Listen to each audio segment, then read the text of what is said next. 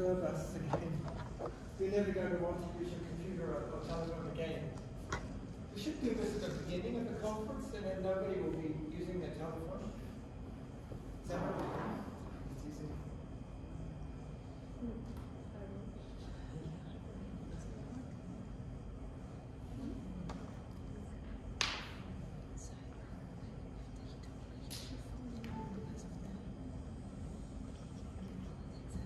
So we have this one more presentation, and then we're going to have a bit of a break, and we'll just get ready for panel 6 Good afternoon, everyone. I'll be presenting cyber warfare, the new battleground, the silent war. But I would like to have a disclaimer towards the end of the presentation. What I'll be showing you, some methods and tools that they uses on cyber attacks are for research, presentation, and educational purposes only. Again, disclaimer, the tools and method that I'll be showing you towards the end of the presentation are for research and educational purposes only. Okay? Don't do it. So, cyber warfare as the new battleground has become a tool by nation states to attack other countries. And in the modern digital world, by attacking a computer server in the network or some critical piece of infrastructure, you can potentially take down the entire power system. And with that, you could paralyze large parts of the economy. So aside from their building their nuclear silos, upgrading their equipment, they're also training young people when it comes to cyber attacks. The first half of 2019 saw twice as many cyber attacks as the second half of 2018. And according to statistics that the United Nations has identified as a contemporary threat, and in the past year, over 100 of cyber incidents that have potential to jeopardize global peace and security have been reported. And owners of essential infrastructure are put into danger by these attacks, which mostly targeted industrial, oil and gas businesses, and especially from the past few years, the educational institutions. Every new technology presents possibility of new weapons, and for every new weapon, there's a soldier hoping it will give the ultimate advantage, although few ever do. Many dedicated their power to the navies and air force to change the face of warfare. Nuclear weapons have further complicated the picture and creating a top-tier power. An estimated of 16 million people in 1995 to over 5.5 billion in 2023, the number of people actively utilizing the internet has increased dramatically over the years, especially when the COVID-19 pandemic struck. It doubled or tripled the number of users.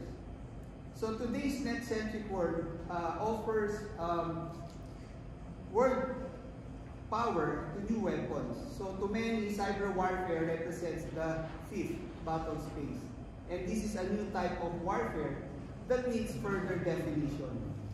So the areas of land, sea, air, and space, the military's reliance on computer systems and networks has grown rapidly, at the same time creating a new battleground for fighting conflicts. So according to David Clark, he is an American computer scientist and internet pioneer who has been involved with the internet development since the mid-1970s. He currently works as a senior researcher in the scientists at MIT's Computer Science and Artificial Intelligence Laboratory. So David Clark has a layered model. It consists of the following elements. First, the physical underpinnings and infrastructure that support the cyber playing field. Second, the logical building blocks that support the physical platform and enable services. Third, the information content stored, transmitted, and transformed, and the actors and entities and users with various interests who act in the cyberspace. Because cyberspace has brought forth a growing array of potential threats and concerns in addition to these. because when we send information online, the information should be protected from the start of the transmission, during transmission, and when we save our work, it should be protected also. So to seek superiority in cyberspace, many countries that are advanced in the information and communications technology have formulated cyberspace policies and strategies. So they have prepared some framework, which I'll be showing later on. The cyber attacks. The cyber attacks in 2011 increased by 36% as compared to 2010. And the amount of malicious software increased 41% during the same period. So for example, like the cyber attacks in 2011 compared to the 2010, it tripled. So this was the data that I got from the average weekly attacks per organization and industry. And sadly, the past few years, the most targeted institutions are educational and the healthcare systems. So aside from the business sector, they are now attacking educational institutions and healthcare systems. So changes in the form of war, from mechanization to informationization, are accelerating. Major powers are developing new, more sophisticated military technologies so as to ensure that they can maintain strategic superiorities in international competition in the areas of outer space and cyberspace. In a white paper written in the national defense in some countries around the world, they point out that preparations for cyber warfare have become an important part of army building in a few countries, and they have taken advantage of the vulnerability and interconnectivity of the cyberspace to inflict enormous damage to countries and societies. So the one that I have presented yesterday, that is one vulnerability, the users. So as seen by the cyber attacks that Georgia, Estonia, and Ukraine experienced, as well as the 2013 revelation of the US prison eavesdropping scandal, had become more and more difficult to keep the cyberspace safe. Okay? So PRISM is the NSA tool used by the NSA to collect private electronic data belonging to users of major internet services like Gmail, Facebook, Outlook, etc. Actually, there is a movie in Netflix entitled Snowden. So it was Edward Snowden who built this the PRISM. However, international laws controlling cyberspace, particularly the legislation for cyberspace arms control, are still lacking because we usually concentrate on what is the traditional. And despite numerous governments preparing for cyber warfare and people committing cyber intrusion. So in cybersecurity, there are three letters that needs to maintain. We call it CIA: confidentiality, integrity, and availability. Availability is actually very important, and attackers can affect that by launching what is known as the distributed denial of service attack, or in the IT lingo, we call it the DDoS attack. Later on, I'll be showing you a glimpse how to do a DDoS attack. So, by issuing a DDoS attack, okay, it can bog down a system with jump of data that it has to process. Attackers that can jump 20, 30, 50, or hundreds of servers all over the world, sending packets of information and maybe wasting 99% of the server's time dealing with it. So as the new battleground, cyber attack and cyber defense can be conducted at the state level by military, or it can be conducted at the personal level by an individual. So this is the problem nowadays. There are many private individuals who are engaged into this kind of attacks. And it can be a simple hacking attack, a long-term, large-scale, or a state-launched operation aimed at damaging the infrastructure of an enemy state so to achieve the strategic purpose of paralyzing the running of that state or purely espionage level activity with an ulterior motive. The top 15 countries around the world in terms of military budget are developing cyber offensive and defensive capabilities. In 2011, among the 193 UN member states, 68 countries had cybersecurity projects. However, in 2012, the number of such countries increased to 114. Among these 47 countries had military cybersecurity projects because they are now getting aware of these cyber attacks. So the traditional, as we know, we have the land operation. This is the oldest domain in warfare, consists of fighting force on the ground, wherein land forces include the infantry, cavalry, armored vehicles, anti-aircraft batteries, and artillery. We have the sea operations. This domain of warfare is fought on oceans, rivers, and seas. And the sea domain includes all of the nation's naval forces. Air operations, this domain of warfare is fought in the sky. The air domain includes fighters, bombers, reconnaissance aircraft, cargo planes, fuel tanker aircraft after the World War II. And we have the space operation. With the advent of spaceflight, the military added space as a domain of warfare. The primary operations in this domain include satellite operations and the use of intercontinental ballistic missiles. And the fifth space, which is the cyber operations, or the cyber ops. During the early stages of cyber warfare, planners struggled with placing the cyber vision into these domains. And each service claimed responsibility for a portion of the mission. So as the newest domain of warfare, it is the least understood. So now I will go to the weapons. What are the weapons they use when it comes to cyber warfare? So these are the traditional ones. So maybe viruses and worms, you are familiar with this one. So there are also Trojan horses, there are also logic bombs, social engineering, the one that I have presented yesterday. We have rootkits, botnet, and zombies. So I'll explain what is logic bomb and Trojan horses because this is not usually that we are familiar with. Okay? So logic bomb is a malware that destroys data when certain conditions are met. I don't know if you have read in the internet about zero-day. Have you heard about zero-day attacks? Have you heard the I love you virus? That was launched by a Filipino. That when it was launched, computers around the world was affected. So that is a logic bomb wherein a certain attacker will set a date and a time.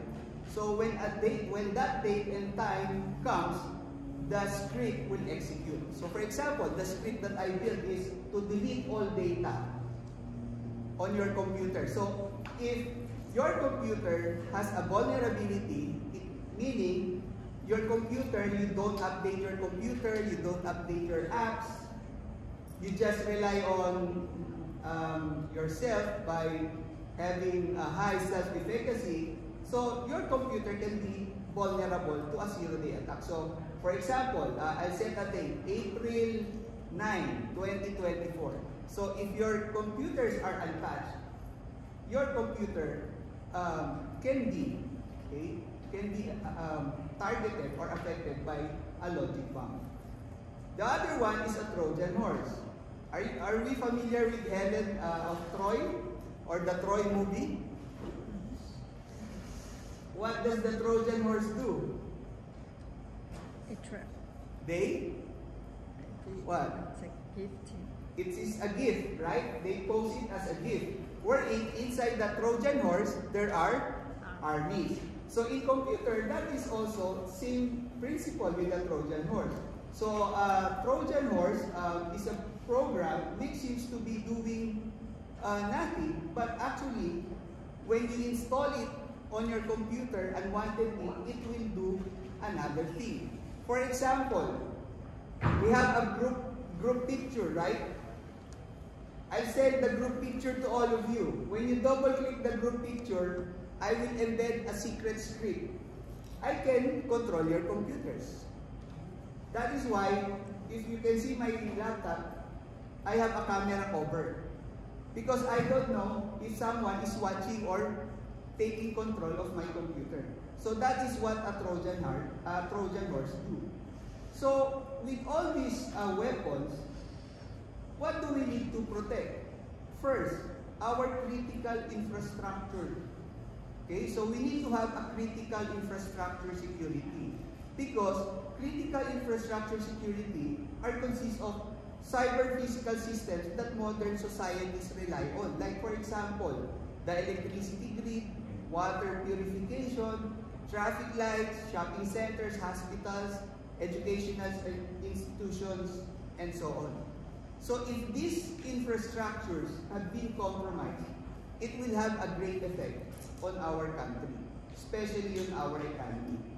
So the security and resilience of this critical infrastructure is vital to our society's safety and well-being. And organizations that are not responsible for critical infrastructure but still rely on it for a portion of their business. Next is the application security. So as I have said a while ago, we need to update our application because many companies, especially those software companies, they send updates. Why? Because they found a vulnerability. They find a security loopholes in their application because in software engineering, there's no 100% finished software, 100% error-free software. So we need to patch them up, okay? So by using antivirus, firewalls, VPN, encryption program, and so on. And might be technical on this one, network security, we need to protect our network. For example, is your Wi-Fi at home have a password? Yes or no? Yeah. Yes. Do you change the default password given by your internet service provider? Yes or no? Yes. Someone no. Okay? So if I am your neighbor, I'll be having an internet and you will not be having an internet.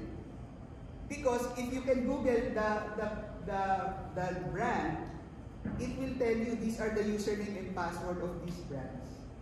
Okay, so that is how we protect our security. And then cloud. Okay, so cloud is getting popular. So improved cybersecurity is one of the main reasons why the cloud is taking over. Because especially during the pandemic, many organizations move their on-premises application to the cloud, like the LMS, enrollment system. So they move to the cloud. So cloud security is a software-based security tool that protects and monitors the data in our cloud resources. So on-premise environment users experience an average of 61.4% attacks, while service provider environment customers experience an average of 27.8 attacks. Because the myth flying around the cloud computing is that it's less secure than the traditional approaches. So many organizations, they still go for the traditional one, wherein they want to see that their servers are there in their offices or in their server rooms. And this is getting popular nowadays, the Internet of Things. So what is the Internet of Things or IoT? So Internet of Things refers to a wide variety of critical and non-critical cyber-physical systems like appliances, sensors, Wi-Fi routers, printers, and security cameras.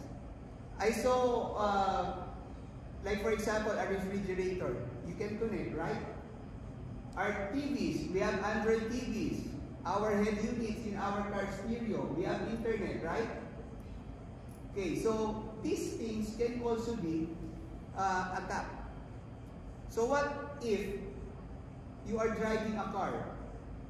So this is an example of a simulation when I attended a hacking conference before the pandemic.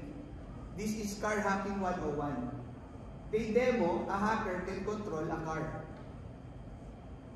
So So what if they can control our government? They can control our television.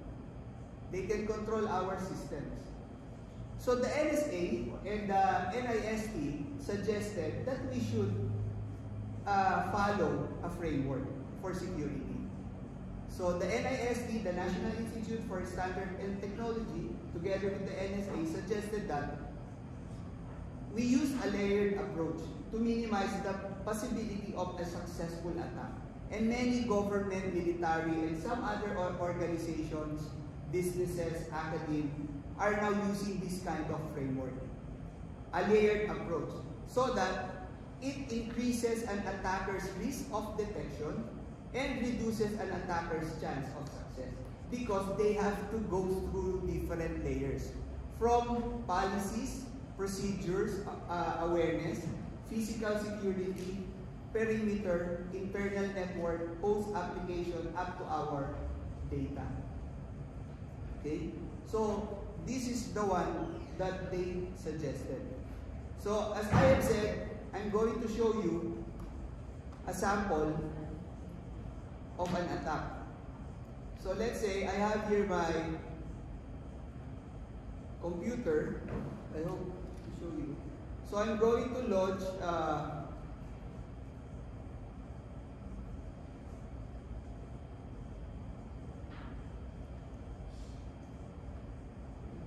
so let's say I want to target a server. This is what we call, in the IT lingo of attacking, we call it this ping of death. Okay? Wherein I'm going to ping, let's say, a server. Let's say this is the IP address of a server. And then I will launch 100 of windows like this. So, for example, this is one.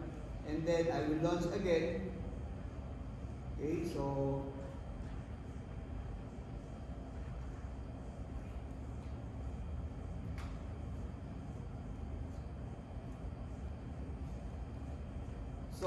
what will happen to the server if I launch 1,000 of these? The server will just reply to my computer. It will not do any other request from other user until the server bogs down. So this is called the denial of service attack. So I'm going to bog down the server. I'm going to send thousands of messages, because this is a command wherein you want to send transmission and then you want to have a reply. Okay? So another tool. So let me close this one. So let's say I'm going to attack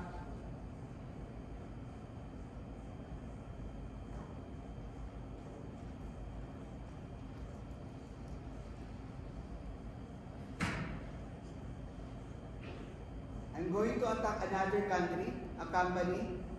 So I am just sitting here. So look at the tools that I have. Information gathering. I can do DNS analysis. Okay?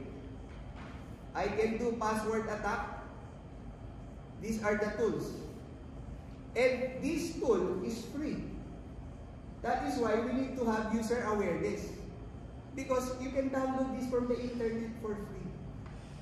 And look at those.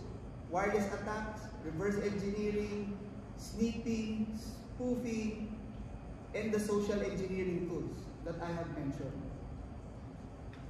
Okay? So what if I launch an attack? So I'm going to show you an actual attack live that is happening right now. This is the actual. So United States, as you can see, I don't know if it is clear. Yeah. United States, #2 most attacked country. So this is live. These are the cyber attacks that is going on right now. So I think #1 is Russia.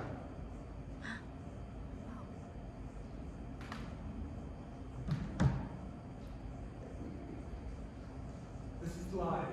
Yes, this is live. Are they attacking or Yes. receiving? This is how. Attacking, defending. Okay. So blue is attacking. It depends on the kind of attack. So, depends on the color. It is a DDoS attack, it is a phishing attack, it is a worm or a malware. So, this is live. That's right. Yes, this is live. And you can join? No, because I might not be able to go back to the Philippines. They can flag me right away. Or suddenly you can hear sirens. But is it possible as an IP? Yes. Yes. So But they can please, detect. just on behalf of St. James, please don't launch your cyber attack. No, you were just saying that you can't go back to the Philippines if they find out. Or what about Because let's say I am not that expert. So let's say I try to join. So you know the security of US, they can track your IP. like you say, Yes. US is Ah. highly attacked. So don't these people get trapped? The professional ones, they have a way of concealing their identity. For example, the one that I use, I'm using a MacBook, but I can load another operating system, Windows and Kali Linux. So this is what they do. So it would be, they won't trace any evidence, the IP address of the physical machine. Similarly, are you familiar with the series iRobot? I heard Mhm. about it. That is true. So again, this is like, this is the actual attack. Poland, number 26 most attacked country. So it has a Do you ranking. see Philippines there? Yes. This week. Let's look at the Philippines. Here. And Anybody Brazil. attacking Philippines? I think only one. Only one. In Brazil. It's so important. It's good to be under. Just excuse me, just a slight warning. You didn't hold your position is. What is your position in Interpol? Major General. Secret. Yeah, so, Secret. so just off the record, she's a Major General of Interpol. So, you see, you may not suspect that. Actually, it's secret. It's only for your information. And so we have some interesting people here. We won't disclose other people's identity, will we? Sitting next to Major General. Okay, good. Okay, that would be all for my presentation. Keep calm and serve safe. Are there any more questions? Please, come and sit next. And the point is the conversation is for everyone, so when they come sit next to Dennis and face talk to everyone. It's an interesting presentation, though I'm not so well versed with IT. I'm just actually very curious. You said in the beginning of your presentation that most attacks are launched against educational institutions. Yes. But why? What do they gain from They want to get data. students' data? Students' data, parents' data. And some schools, they're having already online systems, online enrollment. So some parents uses their credit cards. So they want to steal those data. Yeah. And another one you mentioned was healthcare. Yes, because industries have the budget on setting up this security infrastructure. But educational institutions and healthcare, Which are- number one, they are not aware that they can be targeted. And second, the budget. Most educational institutions, they don't have a a budget to secure. to buy this kind of protection. But again, even you have the most expensive firewalls, but if you do not train or educate your users, you are candidate also for